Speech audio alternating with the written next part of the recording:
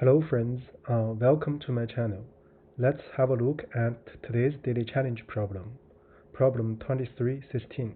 Count unreachable pairs of nodes in an undirected graph.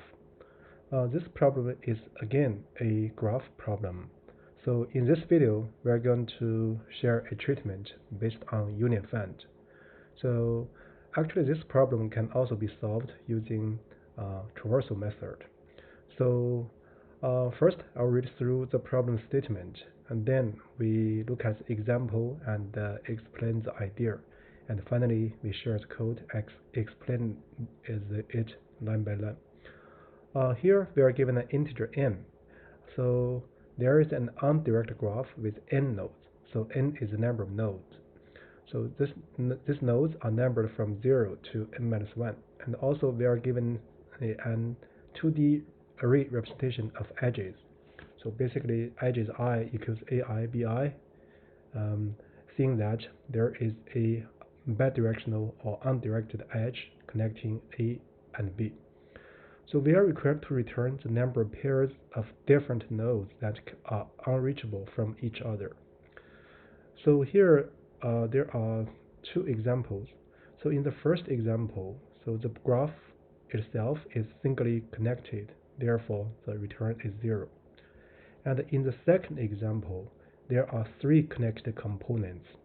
So you can find any two connected components, then each pair of nodes from the 2 connected components are unreachable. So their contribution would be the size product. For example, 3 cannot reach 1 or 6, so this 2 contributes the 1 plus 2, 1 times 2, and 3 cannot reach this cluster, so the contribution is 1 times 4, and this cluster with 1, 6 cannot reach the cluster with 0, 2, 5, 4, so the contribution is 2 times 4, that is 8. So together you get 14, right? So the constraints for this problem are the following. First, the problem size. So n can be up to 10 to the power 5, which is a decent large number.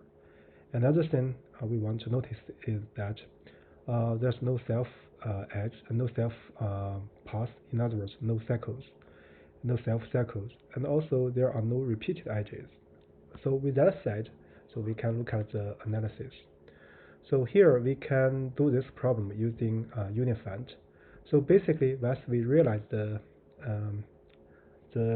problem requirement, we know that we can find the connect components, more precisely their sizes, and then we do the contribution and then do the summation. So for this purpose of finding connect components in a graph, typically there are 2 lines of methods.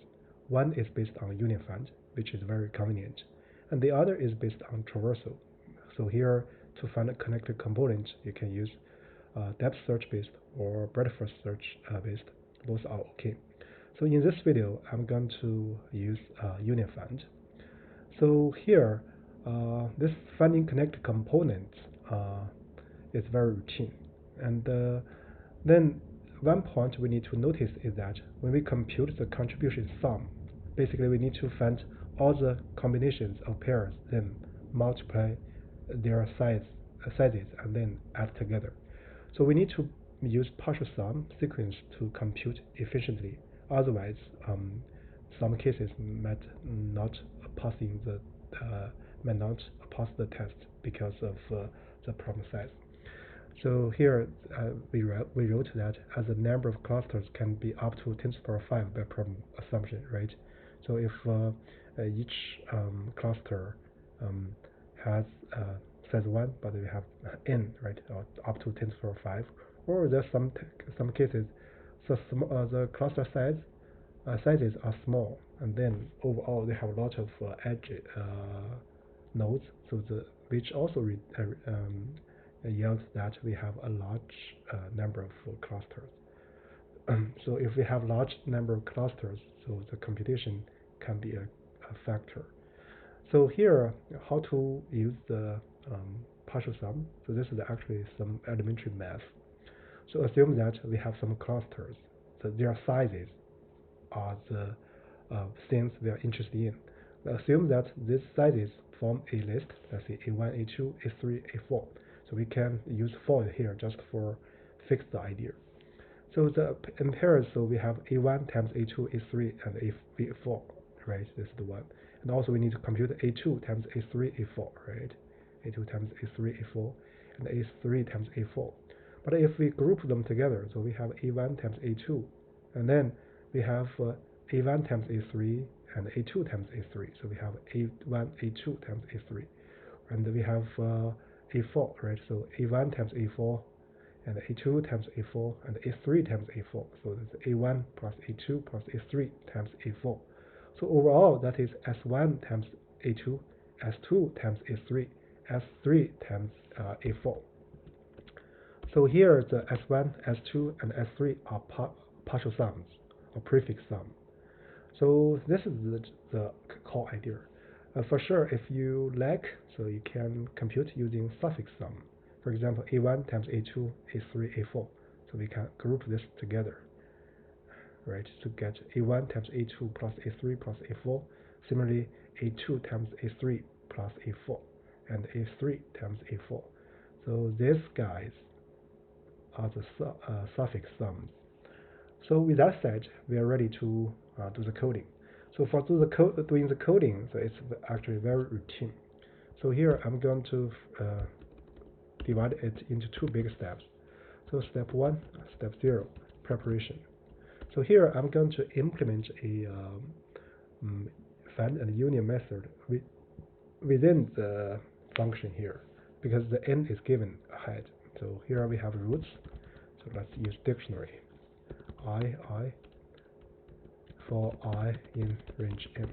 The reason is that the nodes are labeled from 0 to n minus 1, and the rex is going to be I1 for I in range m.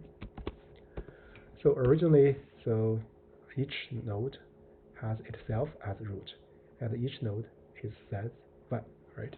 So here the rec means size, so or interpreted as size. This is more precise. And then we define the find function. So this is standard, right? We are introducing a result variable, then check if result and its father or roots are the same. If not, we're going to retrieve upwards. So we're going to set this as roots. So basically we do return the result. The reason is that after we exit this while loop, result and roots result are the same. So in order to make it more fast, we are going to use path compression. So here we're going to apply roots again, right? Therefore, we are setting the roots of result to be the roots of its roots. So this plays the role of path compression. So it accelerates the process of find parents later if we make a lot of calls. So the next one will be the union method. So we're going to union two nodes. So for this, we find the root. So we're going to use find I, find j. So this explains why we first implement the find function here. So now, if root I and the root j are the same, which means that I and j are in the same cluster, we do nothing. Otherwise, root j. So we're going to reset the root. So how do we reset the root? We can do arbitrarily, or we can use the rec. Here we're going to use the rec. In other words, we set the root with larger rec as the joint root. So if rex of root I is greater than or equal to rex of root j, then we're going to set roots of root j to be root I, and then we increment the size of root I, right? The larger, right? So otherwise, so we do the same thing but in the reverse direction. So we copy these two lines and then put it here, and then we set the root of root I to be root j, and then we increment the size or the rect of root g by that of root I. That's it for this function. And next, we're going to do get cluster size. So get cluster sizes. So here it accepts no argument. Here we're going to write a while line. So basically we can do collections counter, right? So basically let's use a list comprehension.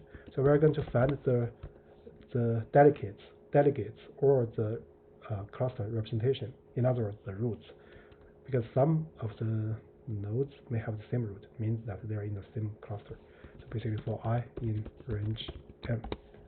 So this will return the cluster representation and its size, right? So we are interested in the size actually. So this is step 0. So we implement basically the disjoint set data structure. But here, because n is a priori given, so we implement find and union as two functions. And next, so step 1. So we're going to add problem logic. So here we are interested in the sizes. So let's first get the sizes. So it's cluster sizes. So this is a dictionary or counter. Then what we are interested in are the values.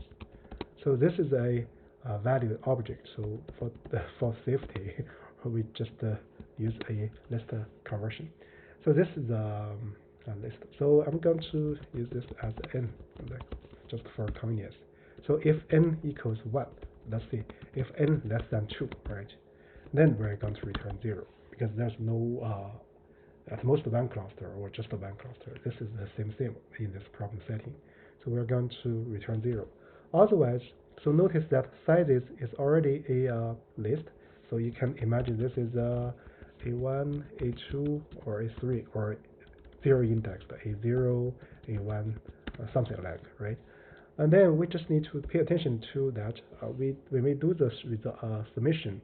So we just on one hand we do the summation, and in the same time we do the partial sum, right? So let's do results to be 0, and then for here I'm going to iterate from 1 to m, n minus 1. Then because the partial sum of the first element is itself, right? So the contribution is going to be sizes I, then times sizes I minus 1. Now we can modify the sizes to make it a partial sum. So how do we do that? So sizes current increment by sizes the previous one. So this is actually make it also a prefix sum sequence. Then we can do the return the results. And yeah, this piece of code forms a solution format to the problem. So the logic here is very simple. In the first step, we make preparations. So here we implement find and union function, and then which allows us to get the clusters after we. So here actually we forgot one thing. So we need to first do the union, right? Because we know the right. So we need the edges. So let's do it for AB in edges. So we union AB. Then we get the sizes, then we compute the sum. So with that said, let's so this is the first, right? So we get this union find, and then the problem logic, we do the union to update the regs and the roots, and then we get the sizes, and then we compute using partial sum sequences. So with that said, let's do a check. It passes the first one because the first one is very special. Now let's look at the second one. So the second one, it has 7 nodes, and this is the edges. So we want to make sure this also works. It passes, and also, because of the way we compute, it's time effective. So now let's look at the generic case. Yeah, it passes all the cases with decent speed. So with that said, I guess that's about it for this specific problem. So if you find this explanation useful, you're welcome to follow up us in the YouTube channel or distribute and share with your friends so we can learn together and practice together. Thank you.